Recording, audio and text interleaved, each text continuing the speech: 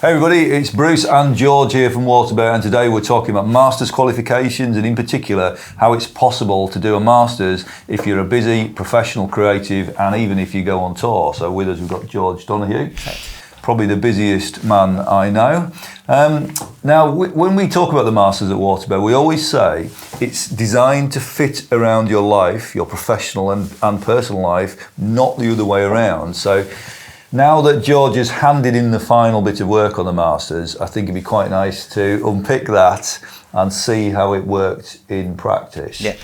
So, before we get into the MA, what does your professional life consist of? So at the minute, producing records for bands, so sort of self-employed producer, engineer, teaching here, so I teach the music production modules here, a bit of tour managing and driving, producing and now presenting a radio show, and I just started producing music videos for bands as well. So that's kind of everything. I didn't know you did that, yeah. There's also a bit of clothing stuff on the side. Yeah, a bit of, I used to do screen printing, and then I'm currently setting up a record label with a bunch of people as well. Bit of consultancy for bands. Yeah, and the Rising Stage stuff. Yeah, running the festival stage. So George has got the archetypal portfolio career, you'd call it. Yeah, every job you can do. Every job you can do. It's the pie chart, but he's just got a lot of slices of pizza in the pie chart. I think I've mixed my metaphors.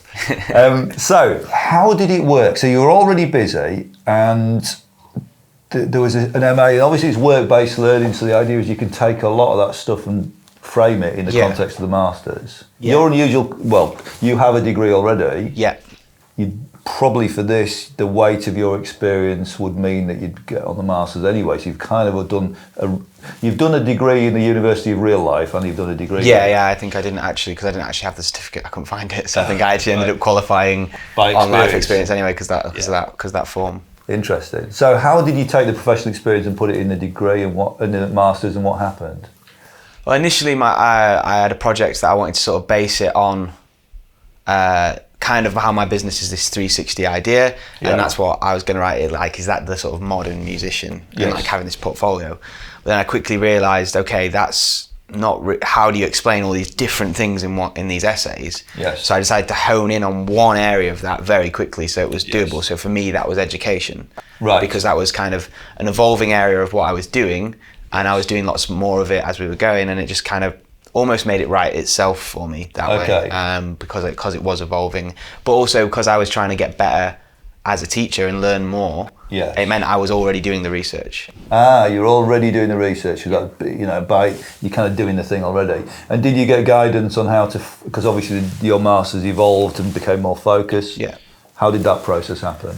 Well, initially it became because it was almost it was getting too much for me, like with everything I was doing, and I was going to defer. Yes. And then everyone here told me you're not going to be less busy this time next year with the way things are going, because everything was going quite well. So I kind of took that on board and just went for, it was kind of going for the easy win and making it play for me. Yes. Because ultimately that's what I want. That's what my purpose of doing this Masters was for. Yes. It was for the qualification rather than a project, as it were. Yeah, because you already had stuff going on, so you needed the letters after your name. Just to, I suppose the advantage of that is more income streams, and all the research supports the fact that someone with an MA qualification just earns more money typically than someone with a first degree. Yeah, it opens up more doors in various arenas for you. So. But halfway through this, an interesting thing happened. You were producing a band, and then the record came out, and at some point they asked you to join. Yeah, so I've been playing with the band for 3 years, produced 2 records, been their touring player for 2-3 years, and then the album came out, and we were getting more and more success. We had Radio 1 play, we were getting bigger tours, and then the band asked me to join. Middle of the Masters. Yeah, literally, like, I knew it was on the cards, but it's been literally throughout this whole Masters, and then it happened during the sort of the bulk of it, where the essays that count the most is when that happened. Right. So I started from not being in a band for 3 years, all of a sudden I took on that sort of involved role again, where you're booking the vans, you're tour managing it as well. Whereas before I kind of sat back and not done any of that. So in theory, the way we've designed it, so long as you've got Wi-Fi, should be able to receive the lectures, hand your work in, do your assignments.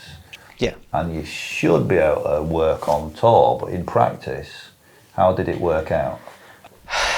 Tough. It was really hard.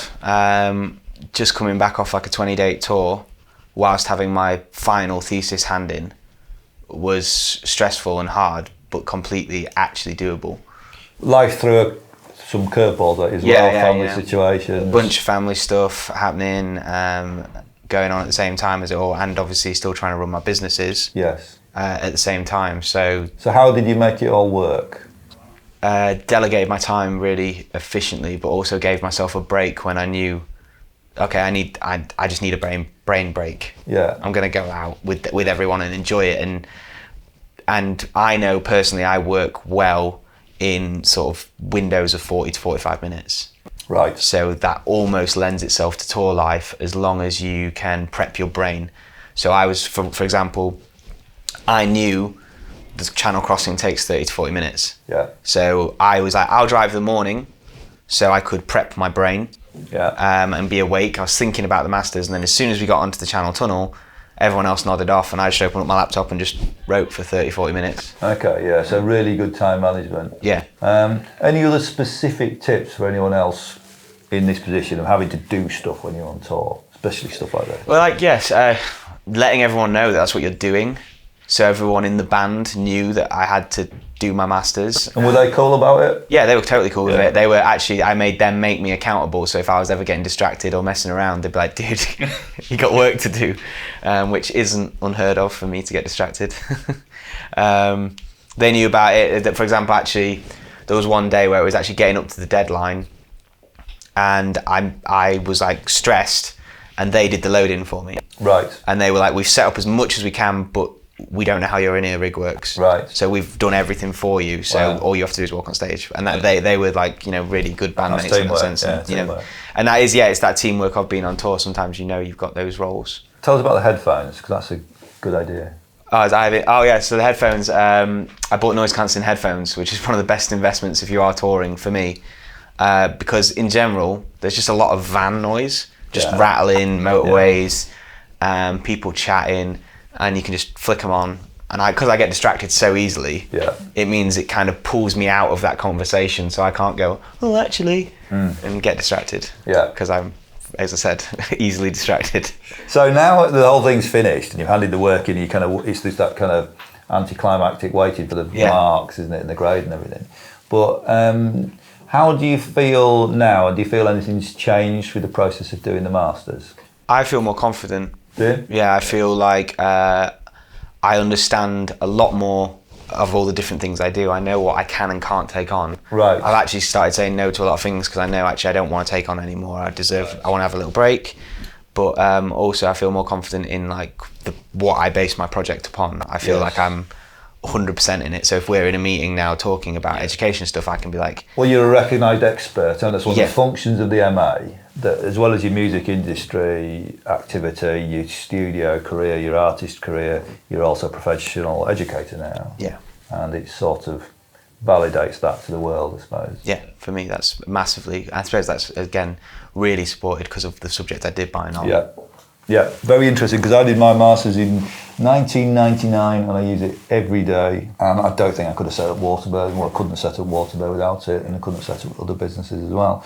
So it's an amazing thing. If you want to find out more about the Masters, then give us a call at WaterBear. We're very careful who we accept on the course because it's a very close-knit community of really amazing professional people. The way we make sure this is a good fit for both you and the WaterBear community is we do a one-to-one consultation. Everyone's different. Yeah. George's story is different to the other people on the course. And your story will be different too. So it's a one-to-one, 1 hour consultation. And you may have a degree already, or you may be qualified by experience. And that's what the consultation is all about. Give us a shout if you need more information.